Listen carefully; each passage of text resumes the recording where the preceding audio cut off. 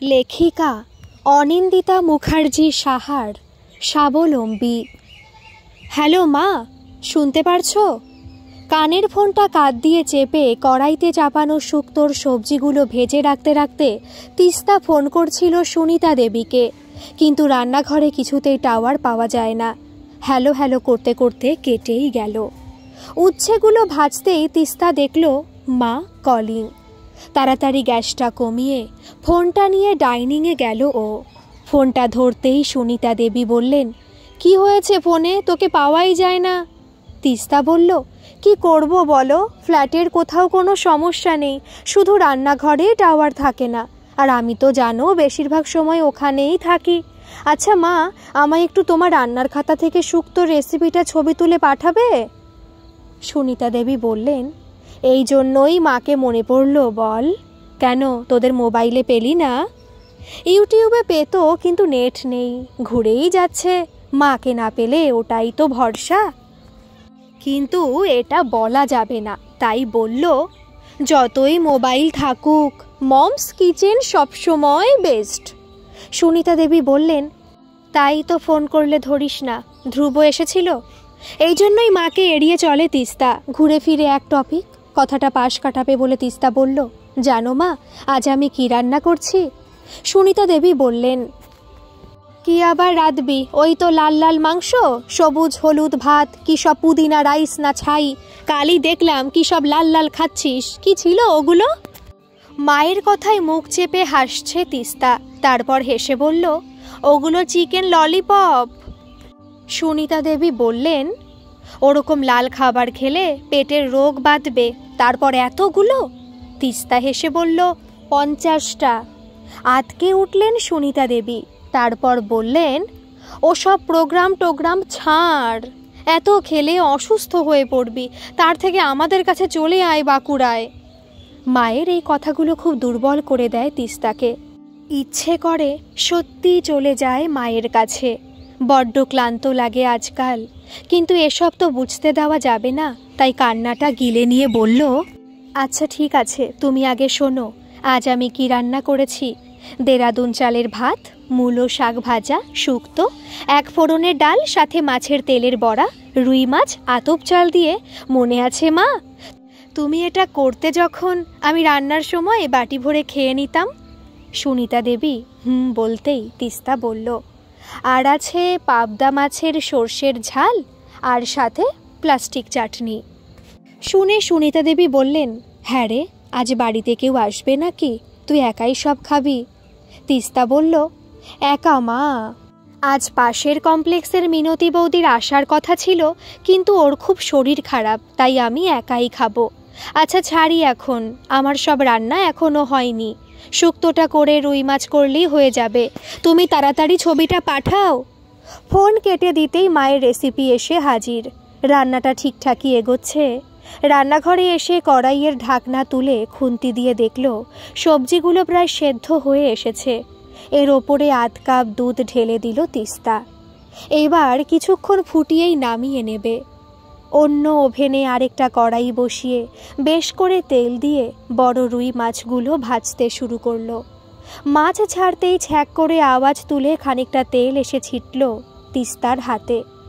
কি করো বলো তো, কিচ্ছুটি পারো না। একে তো কদাকার দেখতে, তারপর কোনো গুণ নেই, না আছে রান্নার জুত, পড়াশোনাও শুনেছি নইব চ, আরে কিছু তো গুণ থাকে মানুষের। আজও শাশুড়ির কথাগুলো কানে বাজে তিস্তার। বিয়ের তখন কত হবে, 7 কি 8 মাস। একটু আমতা আমতা করে জিজ্ঞেস করেছিল তিস্তা, কিছু ভুল হলো মা? তিস্তার শাশুড়ি বলল, নরম মাছ ভাজার সময় তেলের মধ্যে নুন ফেলতে হয়, জানো না? ভেঙে গেল। কত শখ করে উনি পমফ্রেট মাছগুলো এনেছেন।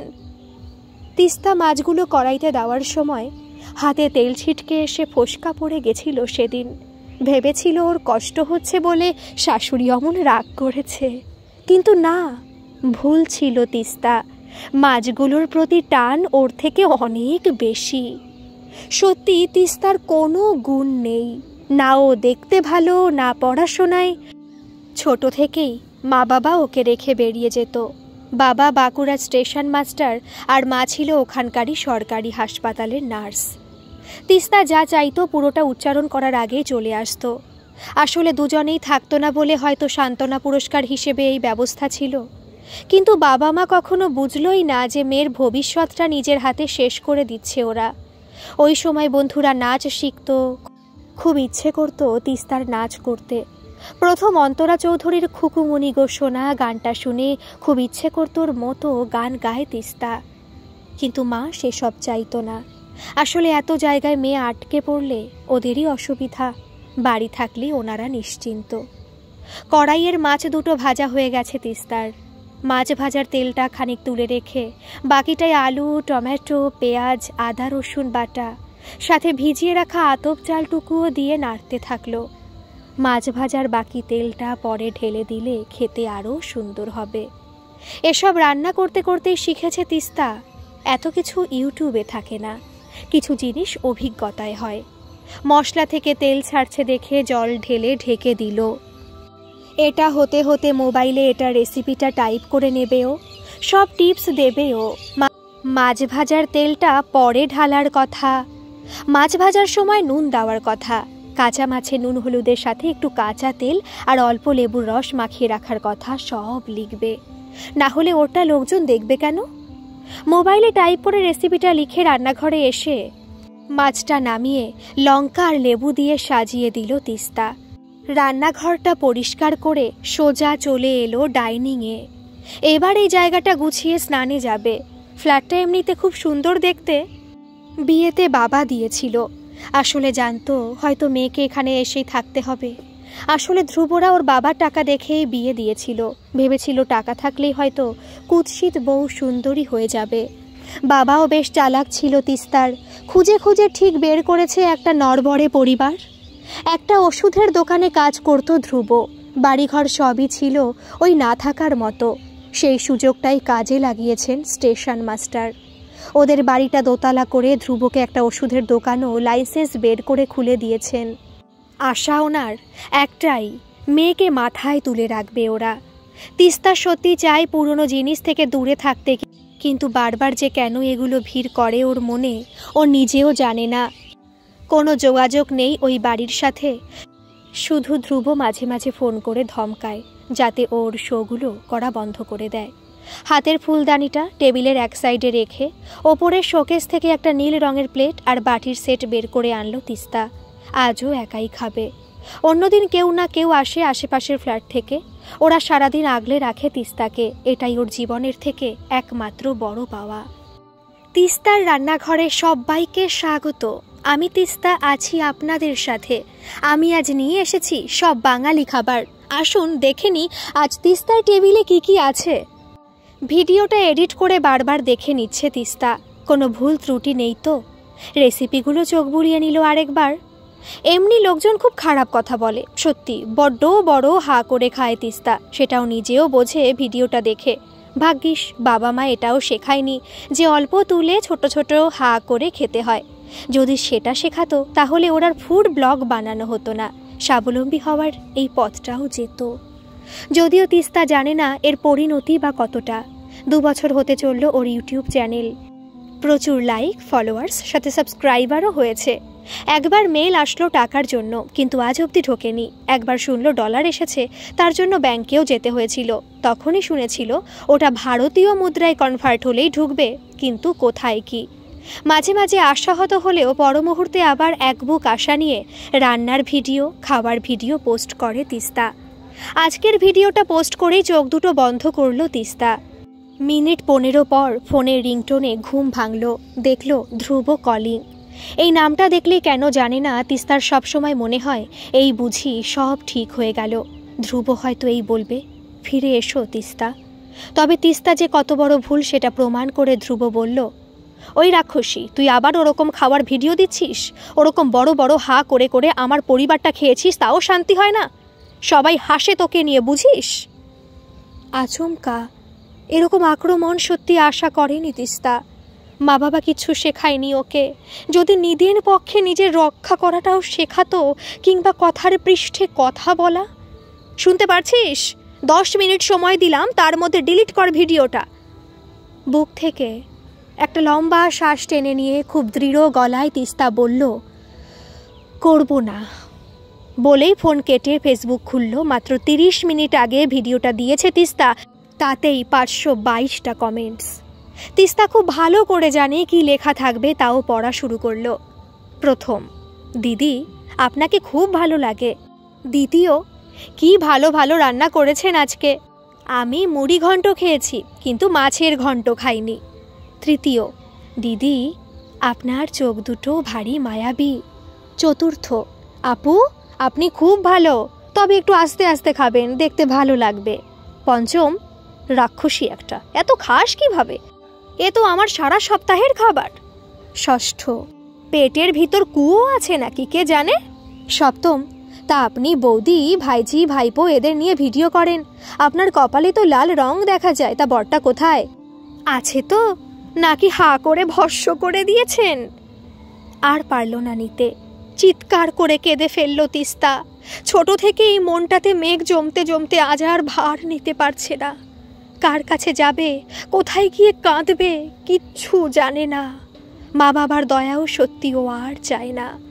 বালিশে মুখ গুজে কতক্ষণ যে বসে আছে তিস্তা নিজেও জানে না। হঠাৎ একটা টুক করে আওয়াজ হলো মোবাইলে। এটা হোয়াটসঅ্যাপ বা মেসেঞ্জার আওয়াজ নয়। তুলে নিয়ে দেখতেই দেখল মোবাইলে মেসেজ ঢুকেছে। এটা খুব একটা আসে না বলে আওয়াজটার সাথে খুব পরিচিত নয় তিস্তা। খুলতেই দেখল ব্যাংকের মেসেজ। দেখেই চোখ বড় বড় হয়ে গেল। ওর এত টাকা কে পাঠালো, বাবা?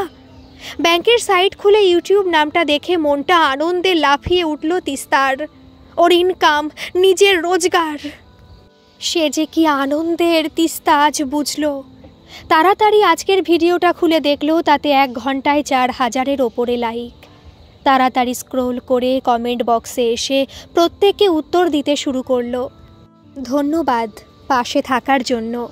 তিস্তা জানে কমেন্টে ওরা যাই লিখুক ভালো তো ওকে বাসে, না হলেই 2 বছরে ওর 58,000 ফলোয়ার্স হতো না। থমকালো সেই কমেন্টের কাছে এসে যে ওর কপালে লাল রং নিয়ে সন্দেহ প্রকাশ করেছে। সত্যি তো এই রংটা বয়ে নিয়ে যাওয়ার কোনো মানে আছে কি? তাড়াতাড়ি খাট থেকে নেমে দেওয়ালে ফিট করা প্রকাণ্ড আয়নার সামনে এসে দাঁড়ালো তিস্তা। কোমরে হাত দিয়ে এদিক ওদিক ঘুরে দেখল নিজেকে, তারপর ক্লিনজিং মিল্ক দিয়ে মুছে দিল লাল রংটা। 4 বছরের রংটা মুছেও গেল একদম সাদা করে। তিস্তা মনে মনে ঠিক করে নিল, কাল আর কোনো ভিডিও বানানো নয়। কাল সুন্দর হবেও, যত্ন করে সাজাবে নিজেকে, চুল ঠিক করবে, মুখ ঠিক করবে, রান্নাঘরে থেকে থেকে গায়ের পোড়া দাগ তুলে ফেলবে। এত খারাপও দেখতে আমি নই, তিস্তা বলল আয়নার দিকে তাকিয়ে। মা বাবা তো নিজেকে সুন্দর রাখতেও শেখায়নি ওকে। না শেখাক, এবার থেকে ও নিজে সব শিখে নেবে। যেমন রান্না করতে শিখেছে, যেমন ভিডিও বানাতে শিখেছে, যেমন ভিডিও এডিট করতে শিখেছে, আবার জীবন থেকে অতিরিক্ত রঙগুলো একা একাই মুছতে শিখেছে, তেমনভাবে সুন্দর হতেও পারবে। আর পারবে চলার পথের ধারে আগাছাগুলোকে উপড়ে ফেলে দিতে। আর পারতে ওকে হবেই। ও এখন যে সে নয়, বিখ্যাত ইউটিউবার তিস্তা রায় দাস কিচ্ছু না। গল্পটি কেমন লাগলো অবশ্যই কিন্তু কমেন্ট করে জানাবেন। আর ভালো লাগলে প্লিজ একটা সাবস্ক্রাইব করে আমার পাশে থাকবেন। ধন্যবাদ।